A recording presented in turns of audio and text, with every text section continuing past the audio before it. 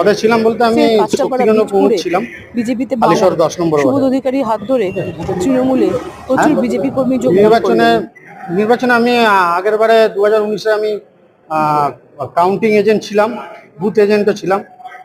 হ্যাঁ, বিজেপি। আর 2021 সালে আমি নির্দল থেকে 2021 সালে নির্দল থেকে এমএলএ ক্যান্ডিডেটও হয়েছিলাম বিধানসভা।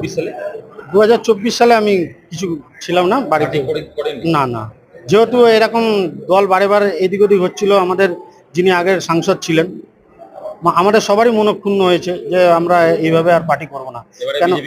না না না না, আমরা যোগদান করেছি একটাই কারণ হচ্ছে, যেইভাবে আমাদের বিধায়ক সাহেব যেভাবে উন্নয়ন করছে, যেভাবে আমাদের চেয়ারম্যান সাহেব হালিশহরে প্রচণ্ড উন্নয়ন করছে, সেই হিসাবে আমরা উন্নয়নের সাথে থাকতে চাই সবসময়ের জন্য। আর সাধারণ মানুষের কাছে থেকে যদি কিছু তাদের হেল্প পৌঁছাতে পারি, এই কারণে এই সুযোগ সুবিধার জন্য আমরা তৃণমূলটাকে আমরা 100 জন প্রায় নিয়ে যোগদান করি। দলীয় গোষ্ঠীদ্বন্দ্ব তো সব পার্টিতে মোটামুটি থাকে, ওটাতেও ছিল। হ্যাঁ হ্যাঁ, সেটা তো একটা কারণই আছে অবশ্যই, যে একটা 103 জন জানবে